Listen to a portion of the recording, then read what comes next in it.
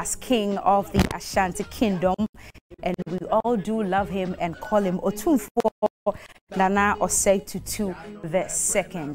Now, we also remember that a year or two ago, talks started going on about artifacts that had to be returned, especially between the 1800s and the 1900s, where we had a number of wars, about 5 of them, including the Sovereignty War that led the British to take, I won't say steal, to take some of our artifacts away. And this morning, there's no other person than Oxford Osei Bonsu Esquire, who is a subcommittee member of the Otumfuo Silver Jubilee Planning Committee, to help us make sense of history and, of course, all the activities leading into the 25th anniversary of Otumfuo Osei Tutu II. You're very welcome. Thank you. Mami Ketchin bisa se etisen anope.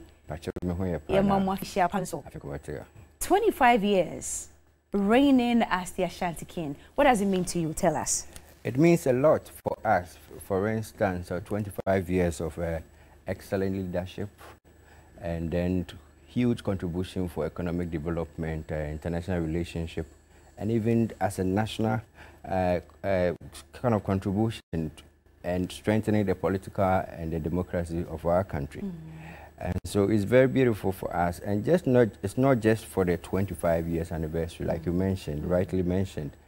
We have about 150 years that we embarked on that huge war that actually looted everything that we had as a kingdom. And then again, we also had opportunity as same year the return of Prempeh the First. When he was taken away. So, to Seychelles. Yeah. So this year, it's a pack of activities that we are enjoying. It started from 6th February, and we're going to end somewhere 24th November. What did you say, 24th November? Yes. So from February to November. So that's like an entire year, a whole year long of activities and celebrations. Yes. Congratulations one more time. Thank you. But you're here as a historian again this morning, so we want you to take us back into history or down memory lane. And we're told about this war in 1874, but would you want to tell us exactly what happened? Take us back memory lane and show us how and why these artifacts were taken from the Ashanti Kingdom. Yes, so the actual war actually was packed at the tension between the Asante Kingdom and the British colonial power. In fact, when they came, they realized that we were independent, and then we were enjoying trade from Asante, the north, and even the Cape Coast. So they wanted us to trade, and then again, sort of protect us, but we didn't need that kind of protection. So what actually sparked the war was at a point in time, you mentioned that when the Kwakujua the First, he actually was somebody who was particular about Asante laws. And in way of strengthening and protecting the laws, he also gained a lot of wealth. And so he wasn't interested in any war. So he actually didn't go for any war. But subsequent to Kwakujua the First, we had Kofi Kakari, Otumfuo Kofi Kakari the First. But then even for him, he wasn't interested in war. But we had factions that were also interested in war. So they pushed him. And then through that, he actually delegated Asantehene to go to Akwamufi. And then Akwamufi was also trying to, map the territories around the Volta and Akwamufi. So when he went there, he actually did whatever assignment was given him. But then in return, he took some war captives. And that actually, gave reason for the British to come. So they decided to take a whole year, plan and invade, because we had actually fought almost like 5 wars with them. And it wasn't one of such wars, we defeated them. So this one, they actually understood the architecture that we had, and they planned to come. So that is how they were able to defeat us. And I think that time, they had gained insight into technology, and they were building weapons that were not, versed in those things. So that is how come they were able to. So they planned. They planned to loot and then defeat us. And that the same war, that is when we lost the hero that we had called Amankwatia. So Amankwatia was actually the person, it's a clan that will lead any warfare for us. So you can just imagine that because we were not able, so we sent Fair Truth, we couldn't meet them at Formenase, and they were still coming. So they killed everybody that we had at that time. And then when they reached Adum, Adum was the capital of Kumasi then. And so when they got there, there was nobody there. And so they looted a lot. They looted a lot of gold. Not the artifact that even you see. There were real money or gold dust. So can we say they stole or looted? What's the right word to use? They looted and stole everything that we had. So so I think on the 6th February, we had a lecture, symposium on that. And we had a white man who gave the lecture. He said that when they valued those things that were stolen, 6 billion pounds.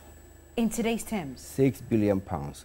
And then he said, we shouldn't be interested in only the return of the artifact that is coming. Obviously, we've received almost like 39 pieces. Yeah, pieces. Yeah. He said we shouldn't be interested. We should find a way of recovering that 6 billion. Wow. Yeah. I see. So, and according to history, we are told that these negotiations didn't even start today. It started in 1924 when, is it Prempeh? Yes, Prempeh the First was returned from Seychelles and all that. And today, thankfully, 39 of them have been returned. We are going to go into the activities, but why have they been loaned to us? We don't understand. Why is it on loan?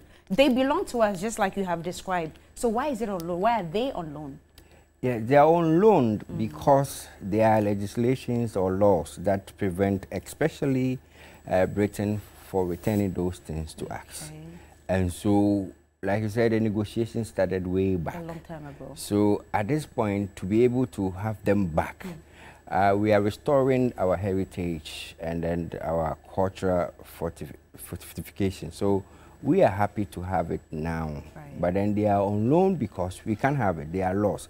So we should further the negotiation and see how most of the laws could be amended. But the most important thing is that we have them now. We have them here. They are on loan for 3 years. 3 years. And renewable. Then renewable for another 3 years. And then thereafter, we can decide what happens. All right. So let's get into the activities for the 25th anniversary. I think, was this sometime last week? There was a church service or something? Yeah, 26th of this month. Church service because the 26th of April was the actual day for the installation. That's when Otumfuo was installed as a king. And so that so it was 26th? 26th April. So we had a church service and he had a lunch with the chiefs and actually to enjoy himself. So between now and November, just like you've mentioned, yeah, so tomorrow is the homecoming of the 39 artifacts. And so there will be a big exhibition at the museum, and then there will be a book launch on just everything that goes on at the museum at Kumasi or Dementia Museum. So that is the subsequent activity we're going to have now. And then on the 6th, which is on the 4th, there will also be another event that to have a signature stamp for Otumfuo. And that event is being organized by Ghana Post and then the Menchia Palace. And then we have again on the 6th of May, that will be Otumfuo's birthday. And so he also want to have a big event whereby he also most likely to raise funds to support Otumfuo Foundation. Then we have on the 11th, that will be anniversary or the Deba dinner. There will be a dinner on the 11th. And then on the 12th is a big Deba. So it's going to be a Deba on the 12th of May. And then 11th to 13th September. So there'll be a break. There'll be a little break. There'll be a break after May. After May. And then it resumes again in September. Yes, September. Okay, but why the break though? We had enough. We had enough. I think we had back-to-back activities. Even we had our whole Deba on the 24th of April, whereby Otumfuo had a Deba for every settlement that we have in Kumasi, Anguraga, Forhene, Fanti Forhene, Zongo for Hene, Mosi for Hene. And that was the day that I okay. They said they don't have settlement there, properly recognized settlement. So they made a proposition to Otumfuo that please give us a location so that we can also call ourselves that Kwaufuo. I see. And then after that, so after the September, that's the STEM Festival, then we will have another great event that will be on the 24th of November. Another lecture and symposium for the return of Prempeh First. But we are yet, but there could be other things surrounding that period, November, for especially to honor Prempeh First.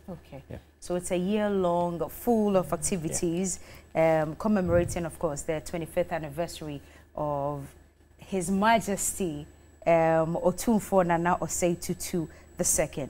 But you mentioned something very laudable, and when I was preparing for the interview, I said, it's one beautiful culture that we have, or that you people have as Ashantis, and ever since he ascended to the throne, it's been full of grace, characterizing and embracing everything tradition, everything culture. Moving forward, this is what differentiates you between the other tribes or the other clans that we have in the country. Moving forward, how do you want to continue to maintain this heritage?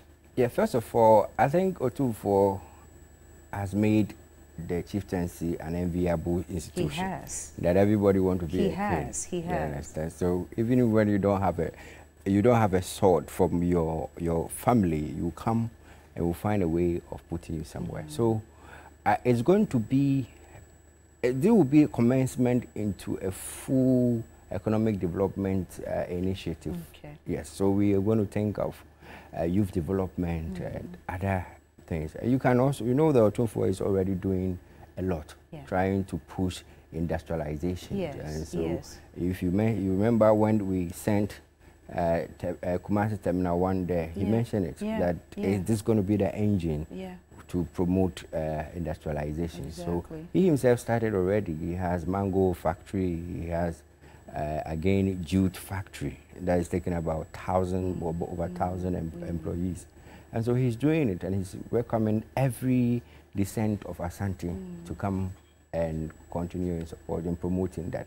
And of course, you can also talk about industrialization and not mention his contribution to culture and heritage things. So, for instance, the golden stool is actually a symbol of unity, belonging, and the power that we have. So the signature for the kingdom is the golden stool. But don't forget that the accoutrement of the golden stool is the gold that we have around it.